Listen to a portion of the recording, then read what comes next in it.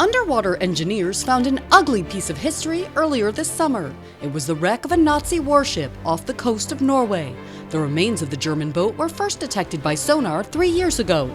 But when crews from a Norwegian power company were able to examine the wreck more closely, they were startled to find that it was emblazoned with a swastika. The Norwegian Maritime Museum was able to confirm that the old hulk was the German warship Karlsruhe.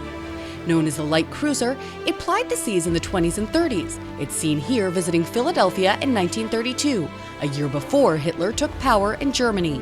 Here it is again in 1934 on a goodwill cruise to Australia.